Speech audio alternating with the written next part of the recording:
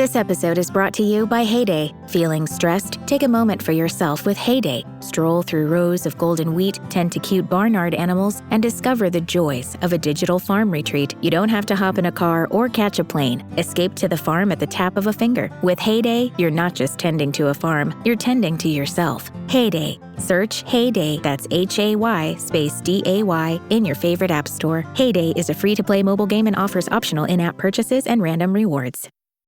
This episode is brought to you by eBay. We all have that piece. The one that's so you've basically become known for it. And if you don't yet, fashionistas, you'll find it on eBay. That Miu Miu red leather bomber, the Custo Barcelona cowboy top, or that Patagonia fleece in the 2017 colorway. All these finds are all on eBay, along with millions of more main character pieces backed by authenticity guarantee. eBay is the place for pre-loved and vintage fashion. eBay, things people love.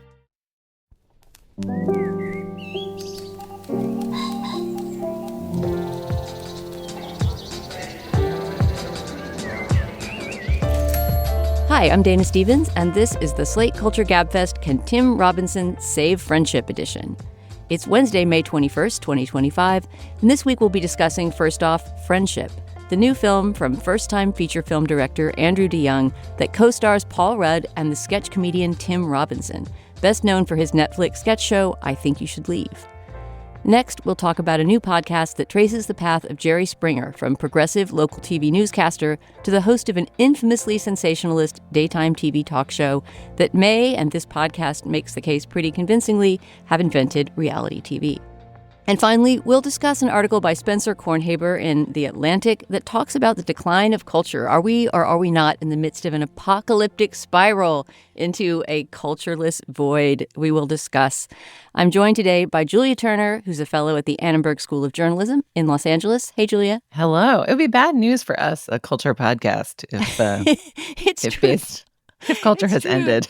I'm going to need a calendar on this doom spiral thing so I can get another We job. just got to keep ourselves honest. Bear in mind, we have a vested interest in there continuing to be culture. Or pretending there is, anyway. Also joining me, circling the drain today, is Isaac Butler, one of our podcast's nearest and dearest friends. He's the author of the great book, The Method, and also the upcoming book, The Perfect Moment. Actually, because it's opposite to our discussion today, Isaac, tell me the subtitle and the basic gist of The Perfect Moment, your upcoming book. Yeah, so The Perfect Moment, in which Jerry Springer has two cameos, is the religious right, American art, in the end of the 20th century. And it documents what we sort of call now the first culture wars, although culture wars are as old as this nation itself, which is a period of time in which American culture was kind of used as an organizing tool by the radical right and the religious right, and how the art world attempted to fight back against that.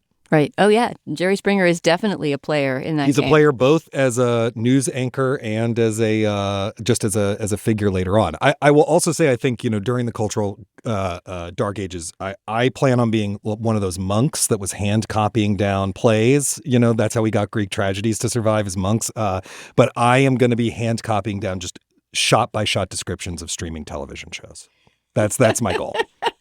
Just scraping that parchment and laying down the quill. My kid will illuminate them. It'll be amazing. You'll see like a sort of Seth Rogen and gold leaf on the side. It'll be incredible.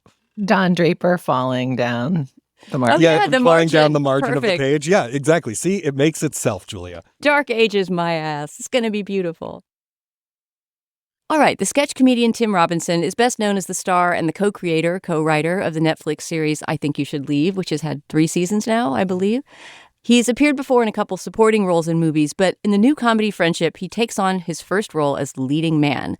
Although leading man seems like too dignified a term for Robinson's character, a dorky suburban dad named Craig, who attempts to befriend his new neighbor, the local TV weatherman, Austin, played by Paul Rudd. Unfortunately, because of Craig's inability to read social cues in any way, their budding buddyhood soon goes way south, and both Craig's mental state and the movie start to head in some very surreal directions. This is a little piece of the trailer. You'll hear the voices of Kate Mara, who plays the wife of the Tim Robinson character, and then the voices of Tim Robinson, Paul Rudd, and some of the Paul Rudd characters' male buddies who have all gathered together for their boys' night in. Honey, the new neighbor invited you over for a drink at 8 tonight. I said you'd go.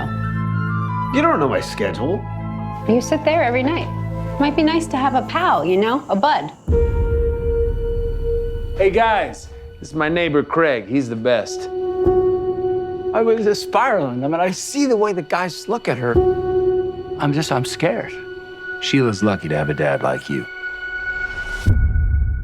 Boy, you should know that I've got you on my mind. All right, so there at the end, you hear a moment where the boys' night evolves into a little spontaneous sing-along. Ascends, transcends. Yep, it is one of the better moments. I think the trailer captures actually the mood and the strangeness of this movie, but it goes to some very, very dark and weird places. Isaac, I think I'm going to start with you because I'm interested, as somebody who writes about performance a lot. In fact, we're going to talk a little bit about your writing on a performer in today's show later on. What you make of Tim Robinson as a sketch comedian, sort of what you make of him as a cultural figure. Because if listeners have not watched any of I Think You Should Leave, the sketch show that Robinson does for Netflix, I think it's important to know a little bit about what it's like in order to talk about this movie. Yeah, and it's also impossible to imagine anyone else playing that role. I was actually surprised to find out that Andrew DeYoung, the writer and director, was not part of I Think You Should Leave, because the film is essentially like a 90-minute series of interrelated I Think You Should Leave sketches, which is something you said in your kind of wonderful review of it, Dana. The fundamental Tim Robinson character does not understand social cues, is somewhat narcissistic and childish and egomaniacal, and then pushes things, well further than whatever boundaries of good taste or, whatever line you expect there to be, he's going to vault over it about as far as possible.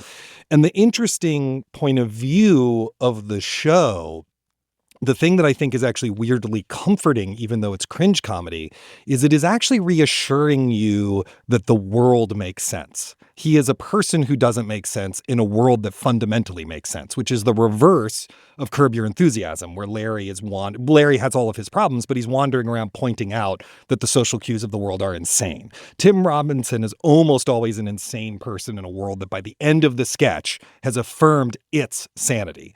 And a similar thing happens in Friendship. It's an interesting movie to come out in the midst of all this discussion about male loneliness. Where is male loneliness coming from? The problem of male loneliness, because then they listen to Andrew Tate and shoot up a rock concert or, whatever it is. The movie has like no interest in larger social structures at all, like the class difference between the friends or, any of the other things that we're used to seeing. And so ultimately it posits that lonely men are lonely because they fucking suck. And as cruel as that is, it's a very cruel movie. I actually found that point of view a little refreshing because sometimes I'm a little tired of people with bad personalities being treated like their bad personalities are not their problem, if that makes any sense. I enjoyed the movie. I laughed a lot. I don't think it's like, I don't know that I will still be thinking about it 2 weeks from now. And ultimately, I think, as you said in your review, Dana, it is not that different from the experience of watching an entire season of I Think You Should Leave, because each episode is 15 minutes long. So the whole season is about the length of the movie anyway. And so if you haven't done that yet, you should probably go do that first and then make up your mind as to whether this is the ride you're in for or not.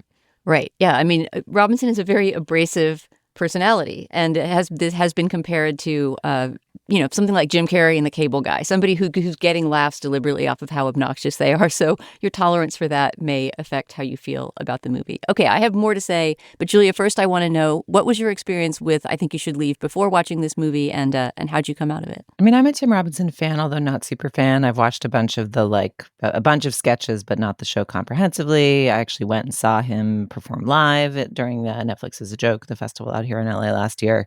Isaac, your explanation of this movie gives it way too much credit. This is not a movie that posits anything about male friendship. I don't think it's positing it intentionally, but I'm just saying by the end of the movie, if you're thinking about male loneliness, it's because lonely men are like Tim Robinson. but like nobody is like Tim Robinson. Like Tim Robinson is a one of one, and part of what makes the sketches work is just his perverse bizarreness. And I mean, I laughed many times, sometimes quite hard. The movie has a weird kind of suspense where you actually spend a lot of the movie just trying to figure out what the hell it's doing. Like, why are we here? What's happening here? Is this actually using Tim Robinson's weirdness to say something about male loneliness? Or is this just like actually a 90-minute send up of an A24 movie? I actually found myself. Well, the it is an movie released- A24 movie. Yes. But I found myself watching the movie thinking, like, is this going to be the moment we look back on, like, the A24 moment as being like a very specific aesthetic that ended? Like in a way, I couldn't tell if the movie was sort of making fun of A24 tropes. I don't know. I would say, if you're a Tim Robinson completist, sure, check this out. But it basically doesn't work, and you should watch the show instead. Yeah, I mean, it's sort of like a lot of those, like, what was the Key and Peele movie with the lost cat? Keanu, it's sort of like that. It's like, let's take this thing we do in our sketch show and let's blow it up to a full-length movie and see if it'll sustain. But I'm glad you said that A24 thing, because it does seem to me that a subgenre, there's a lot of different sort of subgenres in their wheelhouse. And one of them, between this and Dream Scenario and Beau is Afraid and blah, blah, blah, blah, it's very clear that one of those is a horror-inflected comedy of male self-loathing. Like, that is just like a thing they like to do, whether some of them are good, some of them are not, but just like they have their kind of like arty horror thing that they do, like this is another one of their wheelhouses is men who hate themselves shot sort of like a horror movie. Yeah, I actually name-checked Beau is Afraid, the A24 Ari Aster sort of epic, in my review of this movie, because it similarly wants to simultaneously alienate the viewer and make the viewer laugh and scare. It wants to create a lot of intense sensations and doesn't necessarily know how to tie all the chaos together or want to tie it together. I mean, we haven't really talked about the formal elements of this movie, but what really sort of happens is that the movie I Love You Man is set up, right? I mean, there's not a single review of this movie that hasn't mentioned I Love You Man, because clearly Andrew DeYoung had that 2009 bromantic comedy in mind, if only by casting Paul Rudd, who in that movie played the beta male. Now he's the alpha male in the friendship. But I love the movie I Love You Man, but it's a pretty conventional sort of Apatovian style, warm-hearted, bromantic movie. Not actually directed by Apatow, but very of that era. This movie, on the other hand, frames a setup like that and then becomes something not just crueler, as you say, Isaac, but also less sensical. It sort of formally dissolves at the end in a similar way where, at least for me, I wasn't sure, am I inside a hallucination or sort of the increasingly demented mind of the main character, or are these things really happening? Because things start to become sort of violent and surreal in a way that I won't spoil. It's also stylistically all over the place visually. I mean, I often found that within each scene, the camera was doing something really interesting, but then from scene to scene, none of those ideas went together in any kind of coherent way. But here's a puzzle, though, to solve. It's like, unlike Keanu, the Key and Peele movie that you mentioned that was a flop, the attempt to sort of turn their sketch show into a movie, this movie has been a big hit. It's only had a limited opening, but it was the biggest limited opening of 2025 so far. Really? Audiences love it. It has generally great reviews with just a few exceptions. And I know in the screening I saw, people were falling down laughing the entire time. Like, people are really responding to this movie. And I don't know if it has to do with the love for Tim Robinson, whether I was just seeing it in a press screening in advance with a lot of people who were set up to be fans. But then why did the laughs continue all the way to the end as, to me, the movie started to lose its coherence, as we're saying? I gotta say, that might have just been the initial screening. My LA screening, which had, as we've discussed on the show, a high level of LA filmic engagement. When Nicole Kidman's stiletto stomped in that puddle at the beginning, there were like multiple woos. Like, this was an audience primed to watch a movie, even on a Monday night. On the way out, everyone was like, "Oh, huh." Like, yeah, I'm picking the movie next time. Like, there was not a sense of elated delight. There was yeah, parts of that were funny, but what? So what you're saying is, to that audience, heartbreak felt good in a place like that. No, the lack of heartbreak, the ironic distance from the possibility of ever giving a fuck about anybody's heartbreak felt bad. Like, maybe what's wrong with male friendship is that the men of today are so ironized they would rather watch like an inhuman freak like chase his own tail than a story with basic sincerity inside of it. Yeah, I will also say the one thing that I really did love about this movie is that it has a small role. You actually hear him in the trailer. He's singing in the trailer for Jason Veazey, who is one of the stars of A Strange Loop on Broadway. He was also in a season of Only Murders in the Building. He has a beautiful singing voice, as you heard. He's a great actor, and I'm just glad that non-theater people are getting to see him do a little bit of what he can do, because he's a truly, truly special performer. Oh, he has only a tiny moment in this, but he does stand out. But, I think this movie's problem is pretty simply solvable in some ways, in that I think you should leave sketches by their very nature cannot work as feature films. It just seems like if you want your film to have any sense of an ending or any consistency, which maybe this movie deliberately sets out not to do, then that's the wrong sketch show to spin out, because the sort of nature of those sketches is that they're arrhythmic. I mean, I should say that I am a big fan of that show, and I think that it does something innovative that this movie fails to do, which is actually take a form and question it and sort of take it apart and make that work. And it only managed to do that because it's so short. Each individual episode of the show is about 20 minutes long, and they each have probably 3 or 4 different sketches in them, right? So the sketches are just minutes long, and they're not like Saturday Night Live sketches that at least set out to have a beginning, middle, and end. They may fail and fall apart at the end, but the idea of a sketch usually is it's a little story, right? These sketches instead are almost like genre spoofs that then expose the kind of absurdity of whatever genre they're spoofing, if that makes sense. And so a lot of them sort of end on an offbeat or end in the middle of a joke, and the whole thing has a sort of avant-garde Dadaist kind of logic to it. And so Tim Robinson and Zach Kanan, who are the 2 co-creators and the writers of most of the sketches on I Think You Should Leave, actually, I think, have their handle on a specific project that they're trying to do, right, which is to overturn the sketch comedy show. I don't see that this movie succeeds or even really tries to overthrow the male buddy comedy. It just takes that setup and then sort of throws it in the air and watches it break. Yeah, totally. All right. Well, it seems like we all agree, but lots of people don't agree with us and find this one of the funniest movies of the year so far. So if you're curious, I would, as Isaac advises, watch a few episodes of I Think You Should Leave if you haven't seen it. Then go see Friendship, which is currently in theaters and I believe opening wider this week. Well, it's getting warmer outside. Summer is approaching. And maybe you're getting tired of looking at the same tank top, the same shorts, the same everything in your drawer. If you are, you can give your daily uniform an upgrade with Quince. Their pieces are easy, elevated, and they'll make you feel more put together without even trying. We've talked before on the show about how both Steve Metcalf and I are big fans of Quince in our own personal wardrobe. They make these wonderful sort of thickish silk skirts that feel really nice against your bare legs in the summer. If you want to think about your clothes, not just about how they look, but how they feel from the inside. I have them in a couple colors. The lavender is my favorite. Everything silk that Quince makes is worth taking a look at, especially because they manage to get such affordable prices for that fabric. They do that by working directly with top artisans and cutting out the middleman so they can give you luxury without the markup. Treat your closet to a little summer glow-up with Quince. Go to quince.com/culture for free shipping on your order and 365-day returns. That's QUINCE.com/culture to get free shipping and 365-day returns. Quince.com/culture. This podcast is brought to you by Progressive Insurance. Do you ever find yourself playing the budgeting game? Shifting a little money here, a little there, and hoping it all works out? Well, with the Name Your Price tool from Progressive, you can be a better budgeter and potentially lower your insurance bill, too. You tell Progressive what you want to pay for car insurance, and they'll help you find options within your budget. Try it today at Progressive.com. Progressive Casualty Insurance Company and Affiliates. Price and coverage match limited by state law. Not available in all states. Before we move on, it's the moment in our show when we discuss Le Biz. And today's biz is to tell you about our Slate Plus segment.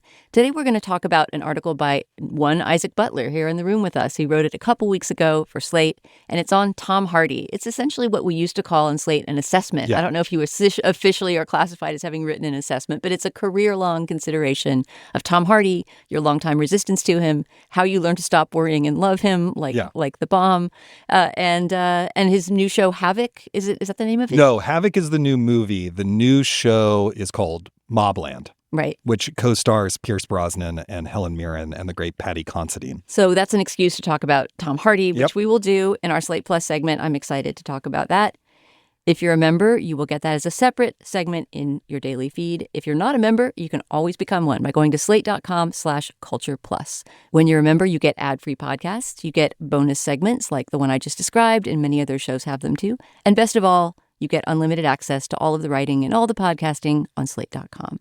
These memberships are a big part of what keeps us going, so please sign up today at slate.com/cultureplus.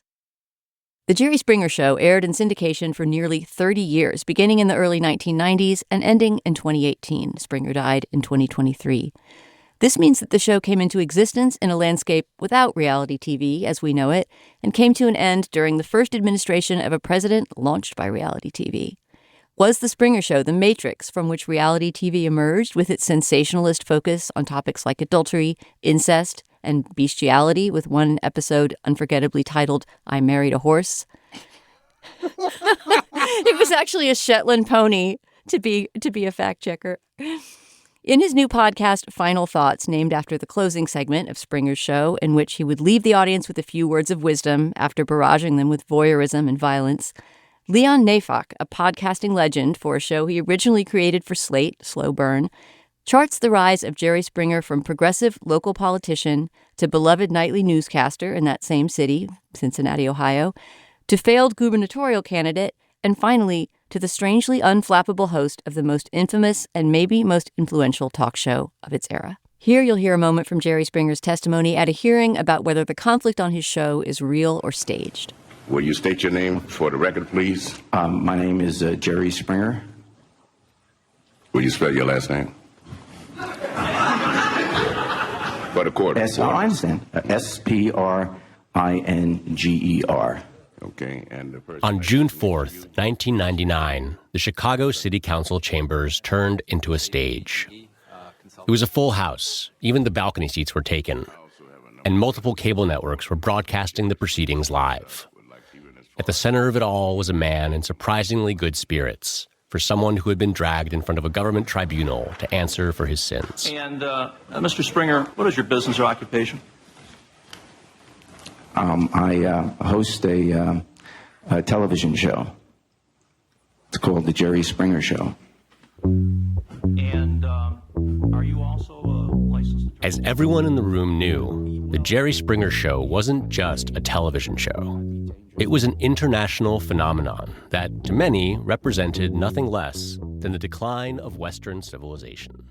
Julia, I want to hear from you first here, but first I wanted to just confess, this is something that I've talked about before on this show in relation to pop culture of the 90s, is that I spent almost that entire decade without a TV set, just simply because, I don't know, it was pre-cable days, or I couldn't have afforded cable. I was a grad student. There was nothing interesting on television. And I didn't have a TV or watch any TV in between about 1989 and 1997, which is always a strange... I was too busy reading Fernando de Pessoa in the original Portuguese to pay attention to the Jerry Springer Show. It's quite literally true. I was reading the same Adorno book that I couldn't understand for all 9 of those years. And so reality TV kind of came upon me as a surprise in a way. I mean, when, Survivor and all those shows started in the early 2000s, it really did feel to me like, where did this come from? Because this world of Jerry Springer was only something I would sort of see tabloid headlines about and not really actually watch. As a result, if you really want to trace the genealogy of that, that's probably why I was surprised in 2016 that Trump won the election. But reality TV in general to me has always seemed like something that just appeared in my life out of the blue around the turn of the century, when, of course, it had been, in the making for quite a bit longer than that. Julia, I guess that long setup is my way of asking you, what was your relationship to Jerry Springer at the time in the 90s? And what did you learn and take away from Leon Neyfakh's podcast about it? I had a very minimal relationship to it. I mean, I was, I thought it was like tacky and trashy and I don't know. I was like snobby about it, and I probably watched a couple episodes here and there and thought, why is this on TV? And I had heard over the years, I mean, what the show to me is really about is the arc of Jerry Springer, who started as the, son of immigrants fleeing the Holocaust in Cincinnati, had dreams of public office, ran for city council, improbably won, eventually became the mayor of Cincinnati, and actually became mayor after he was drummed out of city council when he was discovered to have visited a prostitute and paid with a personal check. He resigned and then found his way back into public office and sort of re-won the trust of Cincinnati. So he had a whole career as a politician prior to becoming this ringmaster of squalidness. And then actually had a career as like a serious news anchor, which I knew less about. So to me, the show is a lot about the choices we make in life and how we make them, and how you can sometimes find yourself hopping tracks and ending up in a different place than you might have thought or hoped.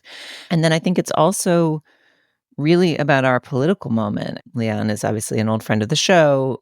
I really admire the way he puts narrative podcasts together. His theses are always understated and you arrive at them slowly. And I think this one was more of a slow reveal to me. Like at the beginning, I was like, well, this is all interesting, but why am I thinking about Jerry Springer right now? But I ended up finding the show to be almost an inverse of that first Watergate season of Slow Burn.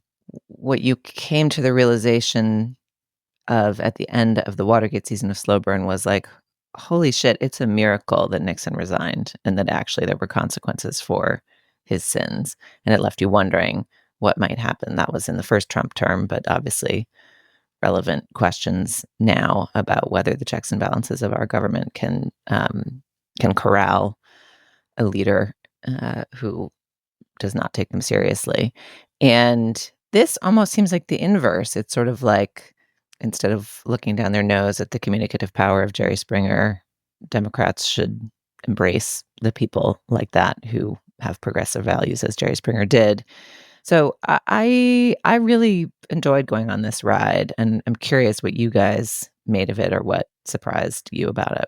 Yeah, I mean, part of what's interesting about Leon specifically, who I know a little bit, and we've always had a friendly relationship, professional relationship, is he has a certain permission that almost no one else in the scripted nonfiction podcasting world has to do a season of a show in which it is not immediately clear what the point of it is and why you're listening to it. It is very, very hard to get your thesis statement anywhere later than the first 2 minutes of your first episode in almost any medium right now.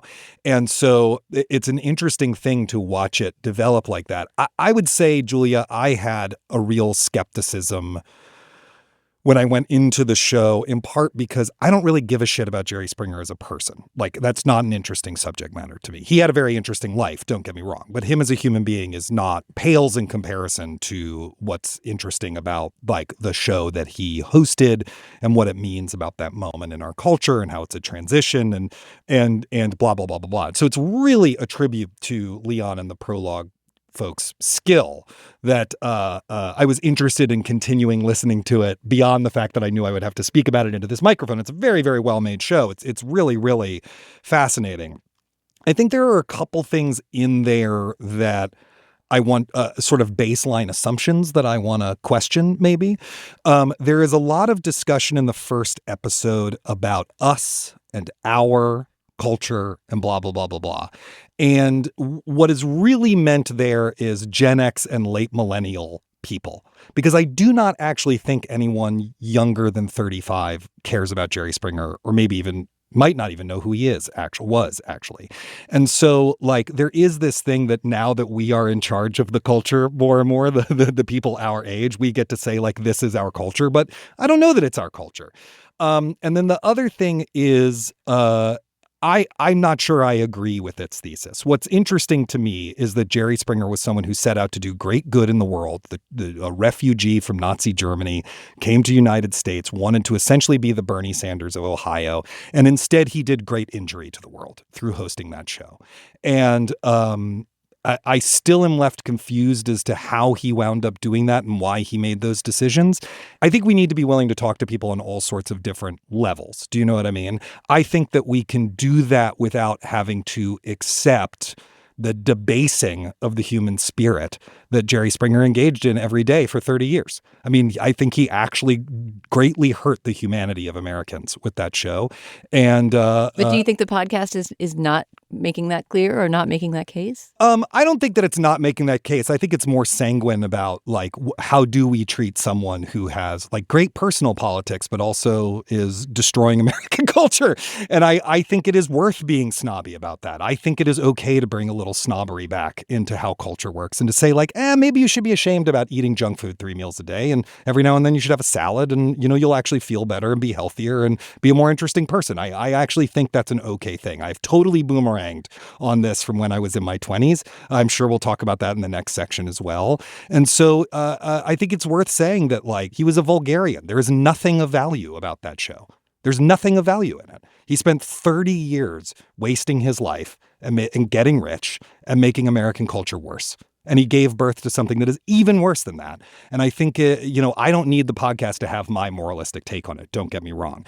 I'm just saying that is always going to color how I appreciate something trying to have a more complex view of that, which is what Leon's trying to do. I'm trying to sort of explain my own position going into it, which is that what he did was bad. People who are fans of the show should feel bad about themselves for liking it. And I just think that that's like a very simple truth of it that needs to be part of the conversation about Jerry Springer. I mean, I utterly agree with that, but I think if the podcast had started out on that note, I would never have wanted to finish listening to it. Oh, of course. That's what I'm saying. I'm saying that like it's not the podcast I would have made. I would have made a bad version of it. He made a very good version of it. Your finger would be wagging from episode 1. Well, it would just be hard to suppress that feeling. Yeah, no, it would be finger waggy and it would be bad. I mean, to me, in part, because I'm writing a book about the culture wars, what's most interesting to me about Jerry Springer is him as a culture wars figure, as opposed to this kind of man who makes a Faustian bargain and turns into Mephistopheles. Yeah, I mean, I think to me, the kind of miracle of this podcast is that it did make me care, not only about Springer himself, and I actually did find his life story and the kind of biographical side, which is stronger at the beginning of the show,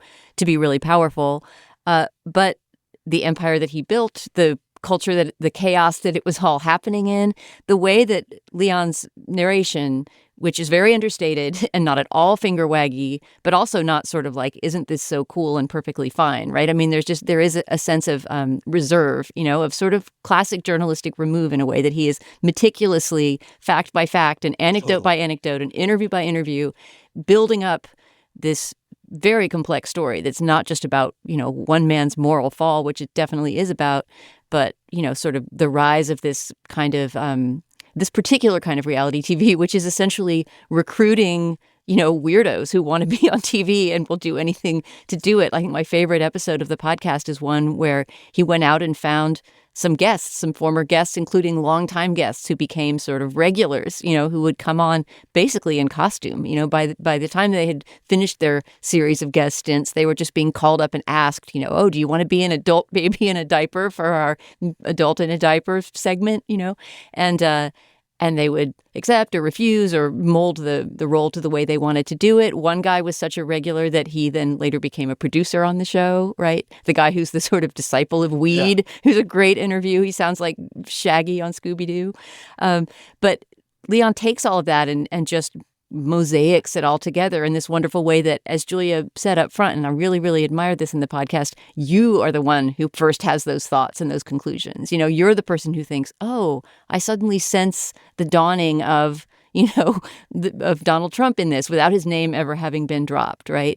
And so by not dangling the meaning of everything before you right up top, he manages to engage you so much more. It reminded me in a way of, although it's obviously a very different topic, of the podcast on Stevie Wonder that we talked about with Wesley Morris. He came on the show to talk about it, which similarly took a story that you think you know, right, a figure that you might think you know something about, and found so many other currents within it. I'm not sure if that comparison works for too long. I'm not sure if Jerry Springer and Stevie Wonder have enough in common that you can build much on that. But both of those podcasts, I thought, had this effect of almost like those paper flowers that you drop in water and they open up and become something so much bigger. To your point, Isaac, I almost think Leon understatedly takes as a given that the show is dreck. I don't think he's arguing that we should take the show seriously or think of it as valuable. I think he's telling a story that he sees as a tragedy, both for this man and for the country, which is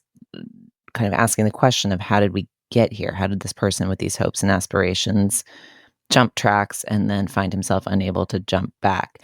And it is true that if Jerry Springer had become a governor or senator in Ohio, as he eventually tried to do or contemplated trying to do on various occasions, the political landscape of our country might be quite different. I do think there is a little bit of a void at the center of this show in terms of the man himself, which is the thing that left me feeling like I'd been on an interesting, thoughtful ride, but I still didn't quite understand the mystery at the core. Like, we don't get a ton of his inner self.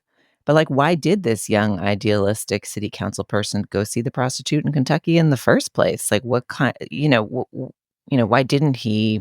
Why wasn't he brave enough? Like, there's a couple friends being like, it was simple as that. He was rich off the show, and he liked the money, and he didn't want to risk it. That's very understandable, but I feel like there's a layer beyond to like who this guy, how he was making these decisions that still felt behind a veil, which was my one reservation about it. I actually agree with everything you just said, Julia. And to be clear, like some of my, as apoplectic as I might have gotten is a little bit explaining sort of like what I found so provocative going into this show. All right, the podcast is Final Thoughts. It's a production from Prologue Projects, and you can find it on Audible. I think we would all say it's worth a listen. This podcast is brought to you by Progressive Insurance. You chose to hit play on this podcast today?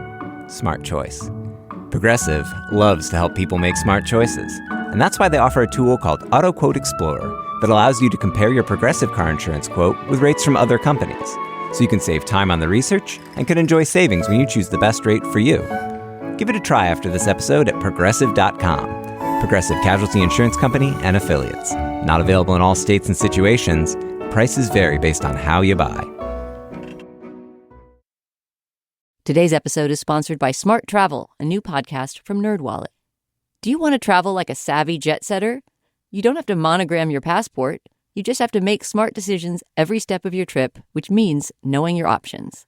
Smart Travel unpacks the facts, like which booking sites actually save money, how to fly first class using points, and if that fancy travel card is a smart investment, all so you can save more on your next adventure.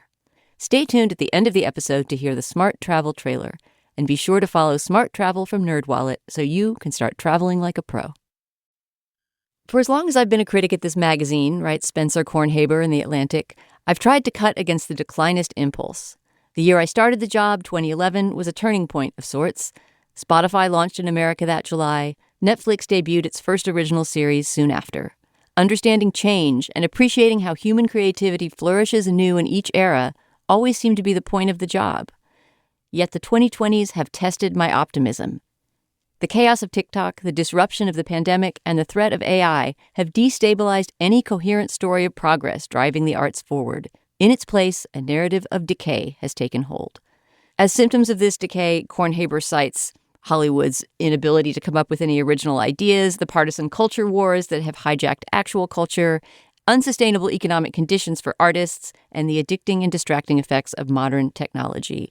So the question, I guess, at the heart of this piece is, should we listen to the doomerists or should we not? And what Spencer Kornhaber is essentially doing is trying to report that story out in a way by going and talking to various doomerists. Among them, the first person he goes to talk to is Ted Gioia, the musician, art critic, music critic, who sort of holds a proud Edward Gibbon-like opinion that we are, in fact, the Roman Empire in decline. Kornhaber goes on from there to talk to different people, art critics, musicians, mainly producers and or analyzers of culture who either hold that Roman Empire in decline period or have some sort of counter theory about how we are, in fact, about to start flourishing anew, or maybe even in the midst of an era of flourishing.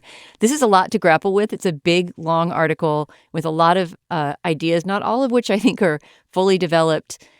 I'm not quite sure what to do with it. Julia, you're a magazine editor. Tell me, is this piece good? Does it do something important? I'm lost in the world of doomers and anti-doomers. Well, one thing I really like about the approach this piece takes is that it's almost anthropological. It's a group portrait of a trio of Cassandra doomsayers, right? Where he spends time with three declinists of different generations, focused on different mediums, and explores why they think culture is ending and there's nothing good anymore. And then there's one vignette with sort of a hopeful futurist hip hop skate something collective that's a little more optimistic. And I think sort of the most enjoyable way to read this is as actually these group profiles are fairly lacerating. Like I think that intro you read where he says, sometimes I worry myself about decline, even though I try to be an optimist. And as the official futurist optimist on this show, and with our pessimist skeptic out for the week, and Steve, you guys will have to hold down the fort for culture is ending and declining. But that setup where he professes that he's decline curious, I think is belied by just how brutal these profiles are of these declinists. Who he does not actually, I mean, he does aerate their ideas in a way that takes them seriously. And, I'm sure there are Atlantic readers who are decline curious themselves. And it's true. I did find the questions interesting. So he visits these three declinists. He visits Ted Gioia, as Dana mentioned, who's kind of a classic, like, boomer declinist. Then Dean Kissick, who seems to be like a millennial art critic, who's thinks everything was good when he was young in the art world in the late aughts, and now it's all bad.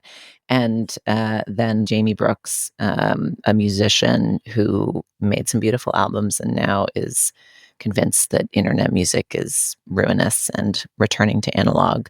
I really actually liked this piece, that there was a genuine curiosity about these declinists, and then a very subtle just deflation of at least the first two. I feel like he takes Brooks's critique a little bit more seriously, but I'm dying to know what you guys thought. I really liked the piece. It is long, it's dense, it's looking at a lot of different things, but I think it's actually fairly breezy within looking at all of those things. The central thing that I would say to everyone in this article, though, if I got a chance, is like, how do you know? This is not a question that is answerable in the moment. It is a question that is answerable, I think, by historians. To give one example of something that sort of came up when I was writing the book about the method is, you read film coverage in the 80s, for example, and all of it's about how the blockbuster is destroying everything, right? And it's not that that's untrue. The blockbuster, as it got bigger and bigger and bigger, did ruin a lot of stuff. But it is also true that all the money that was generated by that and by conglomeration and everything gave us Spike Lee and the Coen brothers and David Lynch and any number of other amazing directors, so that now we can say, well, it's not like the 80s when we had all these amazing directors. But in the 80s, people weren't saying that. They were saying, what about the blockbuster? Just like we're saying, what about Marvel? That Simon Reynolds book is 15 years old. I read it in grad school. It's terrible. Retromania. I mean, Simon Reynolds is a brilliant music critic and journalist, but the point of that book, he literally is just like, I'm too old to like new music now, so therefore new music must be bad. That's essentially its thesis, Visit from the Goon Squad, which is the ultimate kind of doomerist culture novel, came out, in the aughts? What year was Visit from the Goon Squad? 2009? 2010? Where it ends with all the adults are going to a children's music concert because that's the only music anyone makes anymore. So, I just feel like every generation we're saying this, and so it is worth being healthily skeptical and just thinking about that. There's all sorts of doomer stuff that I totally agree with about how artists make a living and everything like that. But I think we always have to take that perspective within us with a grain of salt and to ask, is it just that we're old? Is it just that we're not looking at it with enough historical perspective? What is the positive stuff out there that balances this? Does it balance? How does it work? And I think the reason why those questions are harder to ask now than they were in 1975 or whatever is that there's really no monoculture anymore. So when you say culture is in decline, which culture are you talking about? Is it true that blockbuster filmmaking is noticeably worse than it was 20 years ago? Yes, that is absolutely true. Is it true that stand-up comedy is worse than 20 years ago? I don't know that that's true. Is it worse? Is it true that playwriting is worse than 20 years ago? I don't know. And then again, with what are we even talking about? So I think it's a very difficult subject to try to talk about as broadly as this article is talking about it, frankly. I think that's why I did find myself at sea in this article. I found moments of connection with points that the writer was making or some of his interviewers were making, but there was no big picture emerging precisely because, as you say, culture is way too fragmented and too niche-y now to sort of take its temperature in some overarching way. But I will say that there are material differences in culture from the perpetual decline that you note, right? I mean, sure, Roger Ebert and Gene Siskel were, shaking their fists at the crassness of the Hollywood blockbuster back in the 80s, but that was before the internet, right? And before streaming and before the era of this fragmentation that we're talking about. So I think that there are economic and material conditions that could make an argument that there is less room for things like the one for you, one for me logic you're referring to, or the idea that, some of the great movies of the 80s and 90s were blockbusters, right? Like Titanic is now a classic movie, something that you might well have shaken your fist against its, market-crushing popularity. Die Hard. People were horrified by Die Hard. Now we're like, Die Hard's obviously one of the great American films. What are you talking about? Right, Speed. Think about Speed, which we thought of as like popcorn bullshit. And now everyone's like, Speed is a masterpiece. Oh my God, if only we had Speeds now. Yeah, exactly. I mean, I totally agree with you. The stuff that's most persuasive to me is about the impoverishing of artists by streaming, by Spotify, it doesn't go into this, but by the union agreements, that are going on with actors.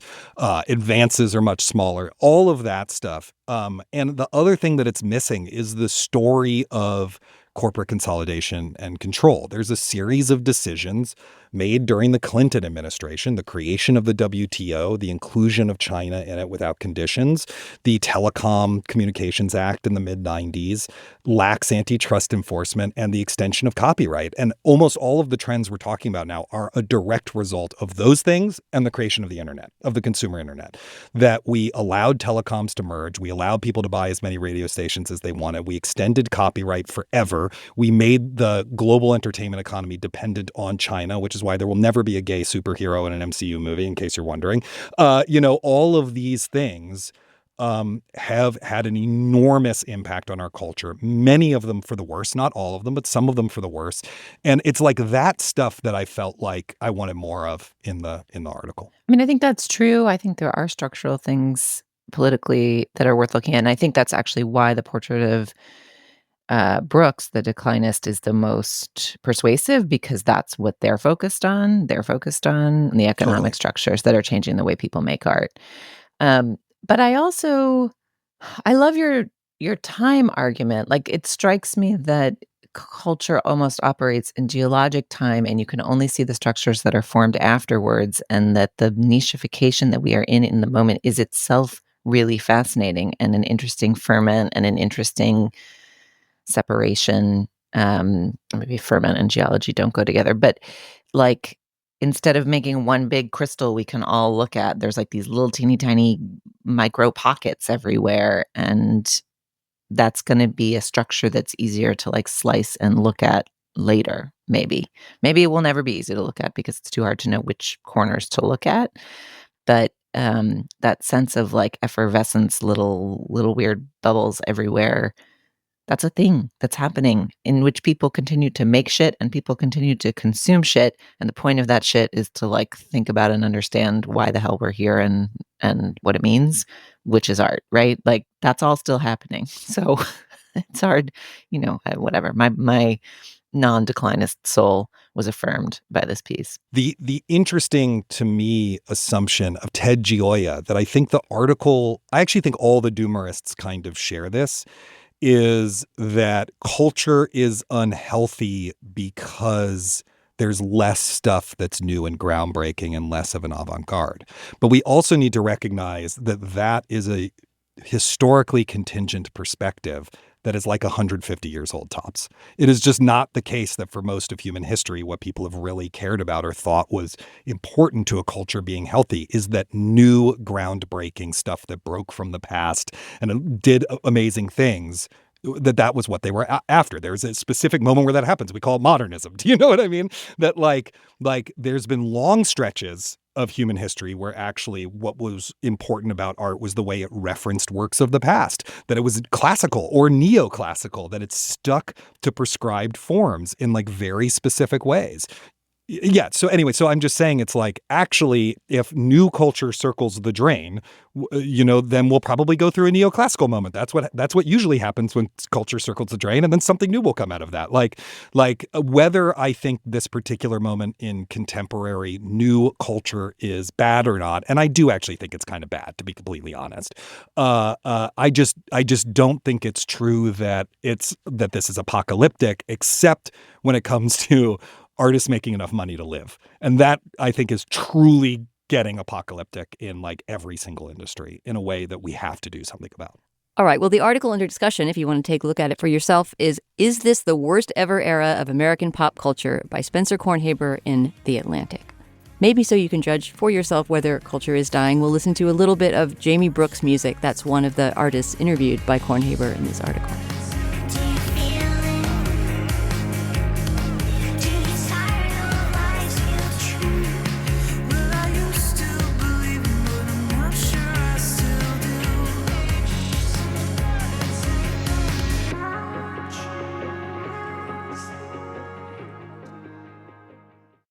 If there's one thing to learn from the entertainment industry, it's just how easy it is to earn a reputation, even if it doesn't reflect who celebrities really are. For example, everybody thinks that Discover is a card that isn't widely accepted, but in reality, it's accepted at 99% of places that take credit cards nationwide. Yeah, 99%.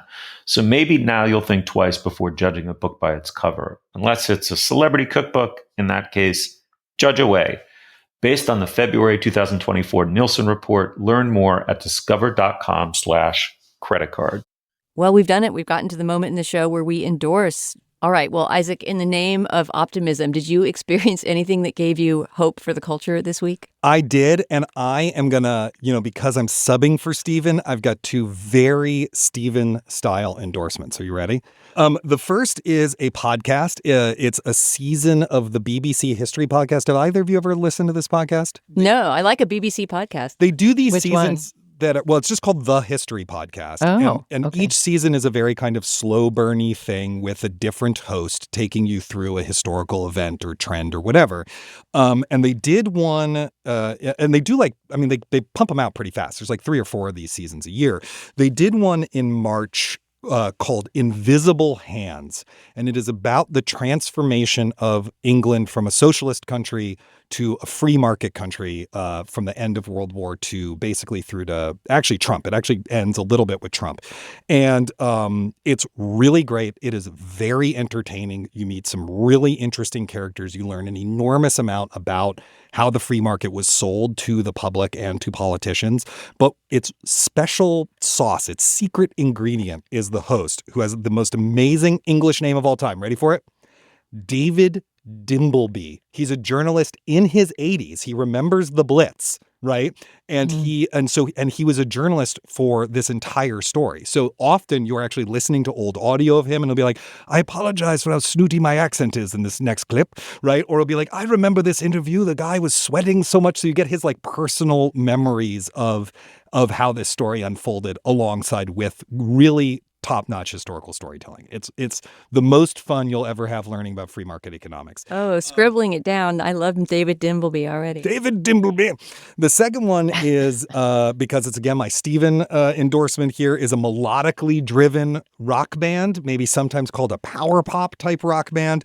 There's a great band out of Chapel Hill, North Carolina called the Mayflies USA, and they put out several really great albums in the late 90s and early aughts, and then took a kind of extended hiatus because they were burnt out on touring and getting old enough that they needed to have real jobs and, all that sort of thing.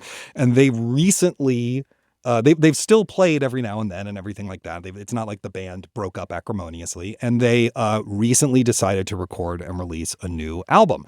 And it just came out. It is called Kickless Kids. It is just A+, melodically driven, earwormy, really fun rock and roll. I think if you're a fan of Spoon, you're going to like this band. If you're a fan of, the Beatles, you'll like this band.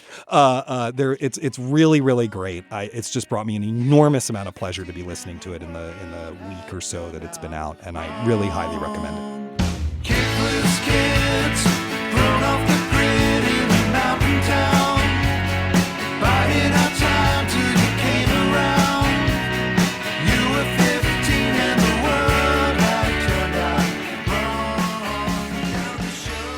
So that's The Mayflies USA with Kickless Kids and the History Podcast, BBC History Podcast latest season, Invisible Hands, hosted by David Dimbleby.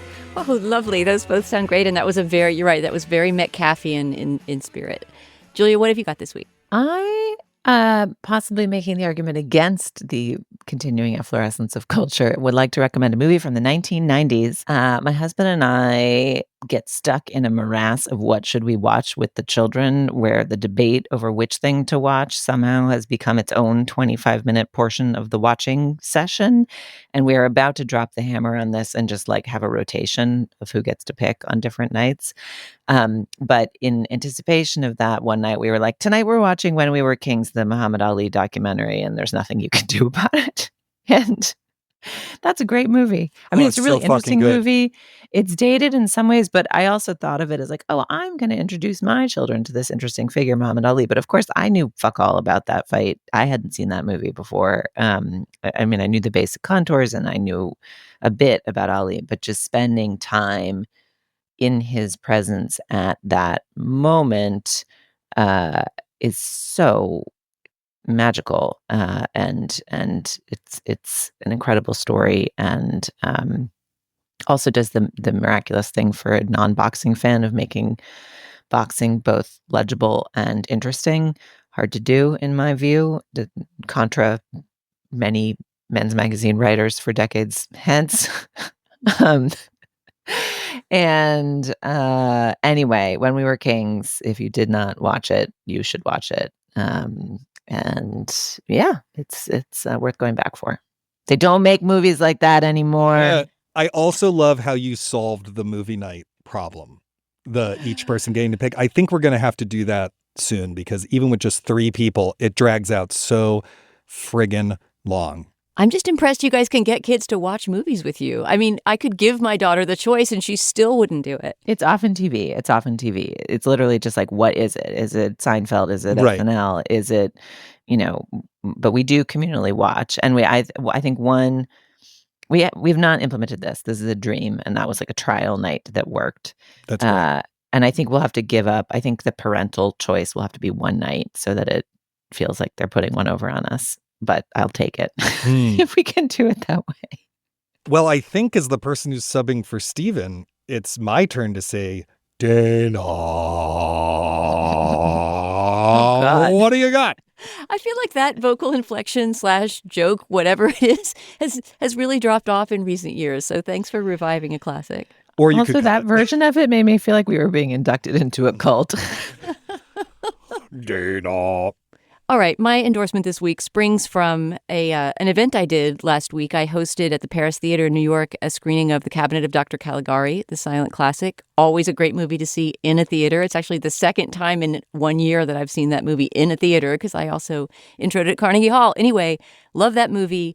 In the process of researching my little presentation on it, I came across this great website, which sadly is now only an archive. The website is no longer active, although there is a Ko-Fi account that you can donate to try to keep it going. But it's called The Art of the Title, and it's a website that's all about movie title sequences, sort of the history of them, reviews of them. There's tons and tons of sequences, classic ones and more modern ones, linked on the site. This site apparently existed for 13 years for designers and screenwriters and different people to come and give interviews about their favorite top 5 title sequences. There's essays like the Caligari title sequence and the intertitles throughout the movie, which if you've seen it are very artfully done, right? In this lettering style that's very specific, beautiful titles. So there's a great little essay on that. But you can just scroll through the site and watch the title sequence of Zardoz, the camp classic starring Sean Connery in a red loincloth. The Good, the Bad, and the Ugly is on there. The original Beetlejuice is on there. It comes all the way up to 2024, which is the year that the site went on hiatus, with The Beekeeper, the Jason Statham movie, which I haven't seen, but apparently has a noteworthy title sequence. Anyway, it's a very satisfying website because it's clearly made by people who love design. Otherwise, why would they be writing about title sequences? So it's a beautifully designed site that's just fun to scroll through and click on various thumbnails. And if you want to support the site, you can also read the update from the editor-in-chief published in the middle of last year, in which she basically says, please, if you want to keep this website going, contribute to our fund. I think I'm going to contribute something to it because it would be fun to keep, speaking of the doom of culture, keep a website like this alive. Anyway, the site under discussion is called The Art of the Title, and it's really worth exploring. You'll find links to that and many of the other things we talked about today on our show page, slate.com/culturefest. You can always write us an email with ideas for future topics at culturefest@slate.com. Our producer today is Benjamin Frisch. Our production assistant is Daniel Hirsch, and the composer of our theme music is Nicholas Bertel. For Julia Turner and Isaac Butler, I'm Dana Stevens saying thank you so much for being a listener. We'll talk to you all again next week.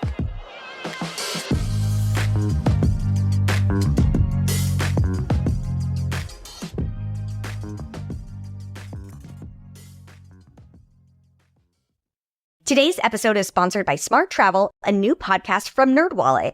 I'm Sally French. And I'm Megan Coyle. We're travel writers at NerdWallet, and we love helping you make your travel budget work smarter. Because who doesn't love more trips for less money? People who hate fun, Megan, that's who. But that's definitely not you, person who is listening to this right now. On Smart Travel, we don't just hand out travel advice, we break it down. Like, should you get that fancy airline credit card with the huge sign-up bonus? Or is that just a shiny trap leading you to financial ruin? We have the answers.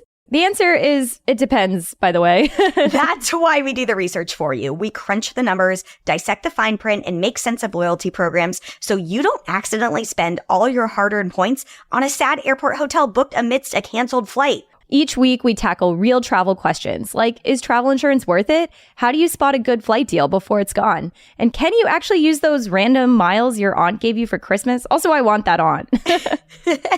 Look, we don't just sit here and talk about travel. We live it. I once turned a canceled flight into a free trip to Denver, $200 in United vouchers, and $45 in Starbucks gift cards. And you were so patient through it all. We've got practical tips, expert interviews, and plenty of hot takes. I call them hot takeoffs. To help you travel smarter, not harder. So whether you're planning your next getaway or just love staying ahead of the travel game, follow Smart Travel on your favorite podcast app. Your passport will thank you, and so will your wallet.